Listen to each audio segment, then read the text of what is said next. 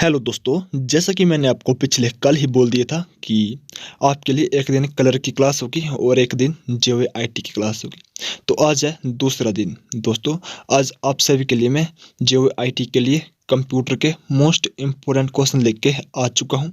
और जो जेओआईटी वाले हैं उनको दोनों क्लासों को देखना बहुत ही ज़रूरी है, क्योंकि एक क्लास में तो हम कंप्यूटर को कवर करेंगे और दूसरी क्लास में हम अदर 50 क्वेश्चन जो होते हैं आपके 120 तो कंप्यूटर के होते हैं, लेकिन उसके अलावा जो 50 क्वेश्चन होते हैं वो हम जो 918 वाली क्लास होती है क्लर्क की उसमें कवर करेंगे। तो जेओआईटी वालों के लिए दोनों क्लास देखना पड़ेगी। अगर कोई क्लर्क वाला है जो कि भविष्य में कोई जेओआईटी का एग्ज़ाम देना चाहता है तो उसके लिए जो ये क्वेश्चन है काफ़ी फ़ायदेमंद रहेंगे। और दोस्तों, अब तो आपको पता ही है कि क्लर्क एग्ज़ाम होंगे नहीं हिमाचल में, क्लर्क के स्थान पर अब जेओआईटी के ही एग्ज़ाम होंगे। तो अब आपके लिए कंप्यूटर तो आएगा ही आएगा। तो चलिए दोस्तों, हम आज का अपना सेशन स्टार्ट करते हैं। तो दोस्तों, हम आ चुके हैं क्वेश्चन के ऊपर। ठीक है, आपको क्वेश्चन तो याद करने है, क्वेश्चन तो नोट करने हैं, लेकिन साथ में जो एक्स्ट्रा फैक्ट आपको बताए जाएंगे आपको उन्हें भी नोट करना है। क्योंकि दोस्तों, एग्जाम में आपको क्वेश्चन तो आएंगे ही आएंगे, ठीक है, लेकिन एक्स्ट्रा फैक्ट जो है वो उससे भी क्वेश्चन देखने को मिलेंगे। तो आपको दोनों को दोनों नोट करने हैं। पहला क्वेश्चन आपकी स्क्रीन पर है। एक कंप्यूटर कंसिस्ट ऑफ, कंप्यूटर इससे बना होता है। किससे दोस्तों? ए सेंट्रल प्रोसेसिंग यूनिट से, मेमोरी से, इनपुट एंड आउटपुट यूनिट से, या फिर ऑल ऑफ दिस। तो दोस्तों, कंप्यूटर जो बना होता है वे सीपीयू से भी बना होता है, मेमोरी से भी बना होता है, इनपुट एंड आउटपुट यूनिट से भी बना होता है। तो हमारा जो आंसर होगा यहाँ पे वे होगा ऑल ऑफ दिस, यानी कि इन सभी से बना होता है। अब आपको एग्जाम में आता है क्वेश्चन की full form of CPU. CPU की फुल फॉर्म क्या होती है? दोस्तों, आप यहाँ पे देख पा रहे हैं सेंट्रल प्रोसेसिंग यूनिट, ये होती है सीपीयू की फुल फॉर्म। ठीक है, अगला क्वेश्चन है अबेकस कुड परफॉर्म। अबेकस निष्पादित कर सकता है एडिशन, सब्सट्रैक्शन, मल्टीप्लिकेशन, या फिर both A and B. Abacus दोस्तों क्या कर सकता है? तो इस क्वेश्चन का जो राइट आंसर होगा दोस्तों वे क्या होगा? तो इसका राइट आंसर होगा अबेकस जो है वो योग और घटाना, यानी दोस्तों एडिशन एंड सब्सट्रैक्शन दोनों कर सकता है। तो ऑप्शन हमारा यहाँ पे डी करेक्ट आंसर बन जाएगा। बात करते हैं अबेकस की। ठीक है, तो अबेकस जो है वो सबसे पहले चीन ने स्टार्ट किया था। इसका विकास जो है वो चीन में ही हुआ है। और कब हुआ? तो ये हुआ 16वीं शताब्दी में। एग्जैक्ट डेट पूछे तो वे हुआ 1602 ईस्वी में। अबेकस का विकास हुआ 1602 ईस्वी में। और ये गणना करता है किसकी? तो ये एडिशन एंड सब्ट्रैक्शन, जमा और घटाना की गणना करता है। तो सबसे पहले विकास अबेकस का होता, आपको याद रखना है कब होता? 1602 ईस्वी में। किसने किया था? तो चाइना ने किया था। ठीक है, चलिए अब अगला क्वेश्चन देखते हैं। तो अगला क्वेश्चन आपकी स्क्रीन पर है। विश्व में प्रथम पूर्ण इलेक्ट्रॉनिक कंप्यूटर था। The first fully electronic computer in the world was. तो कौन सा था दोस्तों? एनिक था, एडवैक था, यूनिवैक था, या फिर मार्क 1 था। तो विश्व में जो पहला पूर्ण रूप से इलेक्ट्रॉनिक कंप्यूटर था वे था एनिक। कौन सा दोस्तों? वे था एनिक। इसका ऑप्शन है ए सही हो जाएगा। और एनिक की फुल फॉर्म होती है इलेक्ट्रॉनिक न्यूमेरिक इंटीग्रेटेड कंप्यूटर। ठीक है, तो चलिए दोस्तों अब अगला क्वेश्चन देखते हैं। नेक्स्ट क्वेश्चन है which of the following is the smallest computer. निम्न में से सबसे छोटा कंप्यूटर कौन सा है? डेस्कटॉप, वर्क स्टेशन, लैपटॉप, या फिर नोटबुक। आपको दोस्तों क्वेश्चन को ध्यान से रखना, क्वेश्चन काफ़ी इंपॉर्टेंट है। तो क्वेश्चन नंबर 4 क्या होगा राइट आंसर? जल्दी से जल्दी बताइएगा दोस्तों। तो इस क्वेश्चन का जो राइट आंसर होगा वे होगा ऑप्शन नंबर डी नोटबुक। जो सबसे छोटा कंप्यूटर है वे नोटबुक है। ठीक है, अगला क्वेश्चन है परम इज एन एग्जाम्पल ऑफ। परम किसका उदाहरण है? पीसी का, पीडीए का, लैपटॉप का, या फिर सुपर कंप्यूटर का। दोस्तों परम जो है वो सुपर कंप्यूटर का उदाहरण है। तो सुपर कंप्यूटर्स का राइट आंसर हो जाएगा। तो ऑप्शन हमारा डी सही आंसर यहाँ पे हो जाएगा। परम दोस्तों किसने बनाया था इस कंप्यूटर को? तो इसको बनाया था सीडैक कंपनी ने। और भारत का पहला सुपर कंप्यूटर था दोस्तों कौन सा? तो वह था परम। परम 8000 जो था वो भारत का पहला सुपर कंप्यूटर था जिसको सीडैक कंपनी ने बनवाया था। कब बनाया था दोस्तों? तो ये बनाया था 1991 में। उसके बाद दोस्तों भारत का पहला सुपर कंप्यूटर तो हमें पता चल गया कौन सा है, तो वह था परम।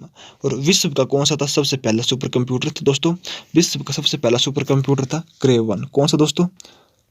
क्रे 1 जो था वो विश्व का पहला सुपर कंप्यूटर था, आपको याद रखना है। और भारत का पहला कंप्यूटर कौन सा था दोस्तों? वैसे बात की जाए तो भारत का जो पहला कंप्यूटर था दोस्तों उसका नाम था सिद्धार्थ। क्या था दोस्तों? तो सिद्धार्थ था भारत का पहला कंप्यूटर। ठीक है, चलिए अगले क्वेश्चन की तरफ बढ़ते हैं। क्वेश्चन है कि CPU किसका उदाहरण है? The CPU is an example of peripheral का, एक प्रोग्राम का, हार्डवेयर का, या फिर एन आउटपुट यूनिट का। तो CPU, अभी मैंने पहला क्वेश्चन डिस्कस किया कि फुल फॉर्म क्या होती है। तो CPU की फुल फॉर्म होती है सेंट्रल प्रोसेसिंग यूनिट। तो ये किसका उदाहरण है दोस्तों? तो इस क्वेश्चन का राइट आंसर क्या होगा? तो इस क्वेश्चन का राइट आंसर हो जाएगा दोस्तों ऑप्शन नंबर सी, हार्डवेयर का। ठीक है, अब आपको पता होना चाहिए कि हार्डवेयर क्या होता है और सॉफ्टवेयर क्या होता है। तो हार्डवेयर दोस्तों, एक है हार्डवेयर, एक है सॉफ्टवेयर। ठीक है, हार्डवेयर होते हैं जिसे हम टच कर सकते हैं अपने हाथों से, वो होता है हार्डवेयर। और सॉफ्टवेयर होते हैं जिसे हम टच नहीं कर सकते, जो कि कंप्यूटर के अंदर अवेलेबल होते हैं। जैसे कि एग्जांपल दें आपको, तो MS एक्सेल हो गया, ये सॉफ्टवेयर है। MS वर्ड हो गया, गेम्स हो गए, ये सभी सॉफ्टवेयर हैं। और हार्डवेयर के एग्जांपल दे तो जैसे CPU हो गया, माउस हो गया, मॉनिटर हो गया, जिसे हम टच कर सकते हैं वे हार्डवेयर होते हैं। और जिसे हम टच नहीं कर सकते, सिर्फ देख सकते हैं, वे सॉफ्टवेयर होते हैं। उसी तरह से एक हार्ड कॉपी होती है, एक सॉफ्ट कॉपी होती है। तो आपको पता होना चाहिए दोस्तों, हार्ड कॉपी कैसे कहते हैं? जिसे हम हाथ में लेके पढ़ सकते हैं, उसे कहते हैं हार्ड कॉपी। और एक होती है सॉफ्ट कॉपी, जिसे हम हाथ में लेके नहीं पढ़ सकते, हम अपने मोबाइल फ़ोन के अंदर या फिर कंप्यूटर के अंदर PDF जो बनी होती है, जब हम उसे पढ़ते हैं कंप्यूटर के अंदर, तो उसे बोलते हैं सॉफ्ट कॉपी। आपको हार्डवेयर एंड सॉफ्टवेयर से आई होप की डाउट आपका क्लियर हो गया होगा। नेक्स्ट क्वेश्चन है, the device which is allowed to integrate data transfer on the bus at any time is called. Device जो किसी भी समय बस पर डाटा अंतरण के प्रारंभ की अनुमति देता है, उसे क्या कहते हैं दोस्तों? बस मास्टर कहते हैं, बस ऑर्बिटर कहते हैं, प्रोसेसर कहते हैं, या फिर कंट्रोलर कहते हैं। आपको बताना क्वेश्चन नंबर 7 का सही आंसर क्या होगा। तो दोस्तों उसे कहते हैं बस मास्टर। तो ऑप्शन हमारा ए यहाँ पे सही आंसर हो जाएगा। दोस्तों जरूर आप पेन और कॉपी लेके बैठिएगा और इन सभी के सभी क्वेश्चंस को और जो एक्स्ट्रा फैक्ट बताए जा रहे हैं इन्हें नोट करिएगा, ताकि आपको एग्जाम टाइम रिवीजन करने में ज़्यादा परेशानी ना हो सके। चलिए अब अगले क्वेश्चन की तरफ बढ़ते हैं। तो नेक्स्ट क्वेश्चन भी आपकी स्क्रीन पर आ चुका है। Who invented the micro processor? Micro processor का आविष्कार किसने किया? बहुत ही इंपॉर्टेंट क्वेश्चन दोस्तों, आप इसे बहुत ही इंपॉर्टेंट क्वेश्चन मान के चल सकते हैं। किसने किया था माइक्रो प्रोसेसर का आविष्कार? दोस्तों ऑप्शन आपके सामने है, जोसेफ जैकवाल्ड, मर्शियन ई हॉफ, हरमन H गोल्डस्टीन, या फिर नन ऑफ दीज। तो माइक्रो प्रोसेसर का जो आविष्कार किया था दोस्तों, वे किया था हरमन H गोल्डस्टीन ने। तो ऑप्शन नंबर सी हमारे यहाँ पे करेक्ट आंसर हो जाएगा। नेक्स्ट क्वेश्चन है, speed of processor is measured in. Processor की स्पीड मापी जाती है किस में? बीट में, बाइट में, हर्ट्ज में, या फिर टेराबाइट में? तो प्रोसेसर की जो स्पीड है दोस्तों, वे मापी जाती है हर्ट्ज में। तो ऑप्शन हमारा सी करेक्ट आंसर यहाँ पे हो जाएगा। अगला क्वेश्चन है question number 10, the number of function की इन ए कीबोर्ड इज। कीबोर्ड में फंक्शन कुंजियों की संख्या होती है, तो कितनी संख्या होती है दोस्तों कीबोर्ड में फंक्शन कुंजियों की? फंक्शन की आपको पता होगा दोस्तों, जो कि F1 से स्टार्ट होती है, सबसे पहली रो होती है। F2, F3, F4, F5, वो यहाँ पे लास्ट में होता है F12। ठीक है, तो कितनी की होगी फंक्शन कुंजी में? तो ये होगी F1 से लेके F12 तक, तो 12 की होगी। तो कौन सा ऑप्शन हमारा सही होगा दोस्तों? तो ऑप्शन ए हमारा सही हो जाएगा। तो option A is the correct answer.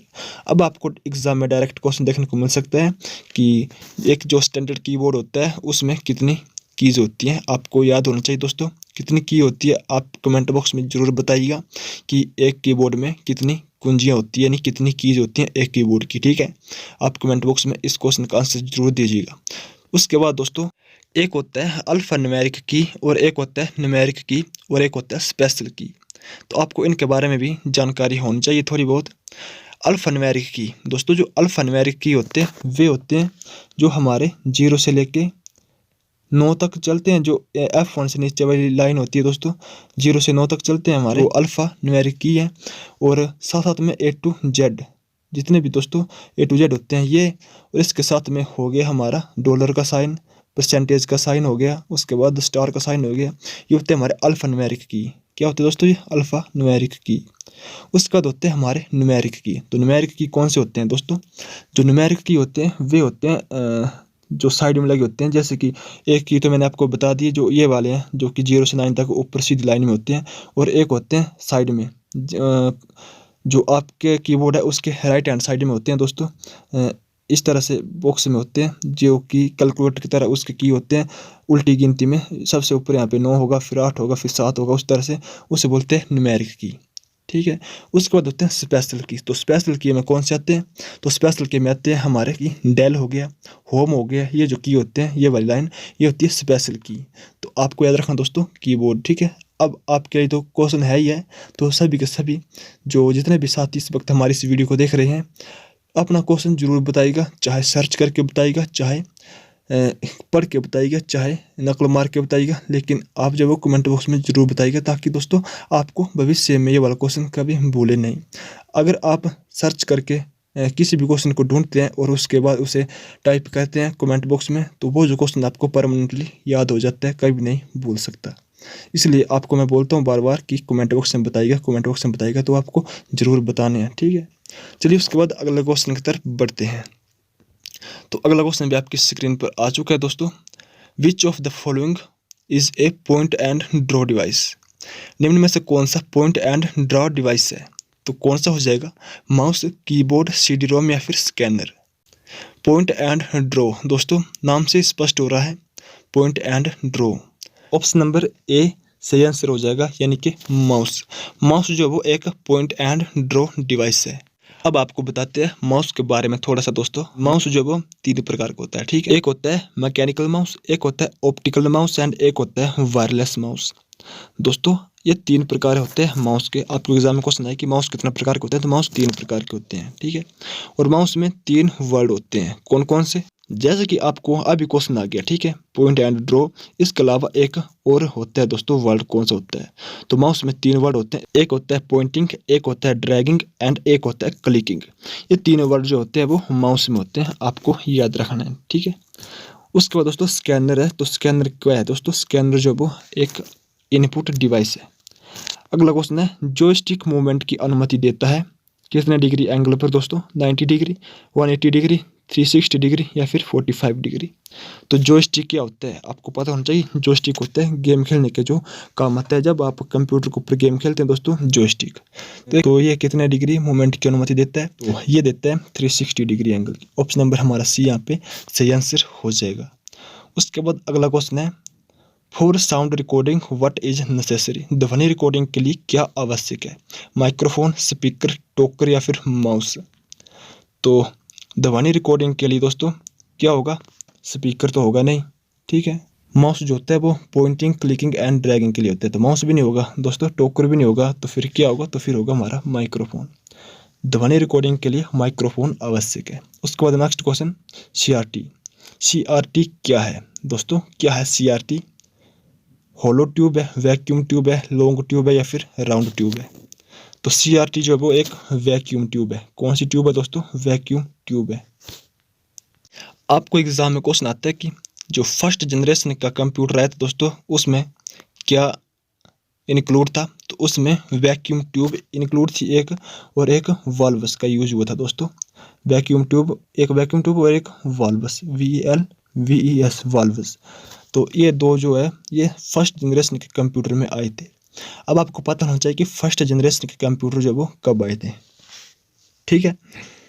तो फर्स्ट जनरेशन के जो कंप्यूटर थे दोस्तों वे आए थे 1942 से लेके 1955 में। फर्स्ट जनरेशन के कंप्यूटर आए थे 1942 से लेके 1955 तक।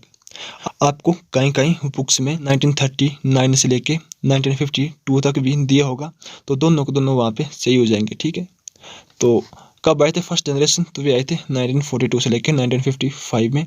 और यूज़ किसका होता सबसे पहले? तो वैक्यूम ट्यूब का और वाल्वस का यूज़ हुआ था। आपको याद रखना है दोस्तों। चलिए अगले क्वेश्चन की तरफ बढ़ते हैं। नेक्स्ट क्वेश्चन है ए प्लॉटर इज। प्लॉटर है तो क्या है दोस्तों? प्लॉटर इनपुट डिवाइस है, आउटपुट डिवाइस है, स्टोरेज डिवाइस है या फिर ए और बी दोनों है? तो प्लॉटर जो है दोस्तों वे एक आउटपुट डिवाइस है, आपको याद रखना है।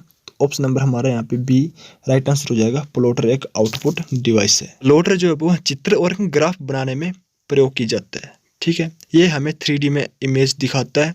और दोस्तों जो प्लॉटर है वे 2 टाइप्स का होता है। कितने टाइप्स का? 2 टाइप्स का आपको याद रखना है। कौन कौन सा? तो एक होता है ड्रम पेन प्लॉटर और एक होता है फ्लैट बेड प्लॉटर। तो आपको याद रखना है प्लॉटर जो है 2 प्रकार के होते हैं और यह एक आउटपुट डिवाइस है। इसके अलावा दोस्तों एक आउटपुट डिवाइस से हमारा प्लॉटर है, एक स्पीकर है और जो मॉनिटर है वो भी आउटपुट डिवाइस है। उसके बाद दोस्तों अगला क्वेश्चन है, निम्न में से कौन सा डाटा ट्रांसफर का तीव्रतम पोर्ट है? यूएसबी, सीरियल, पैरेलल या फिर फायरवायर?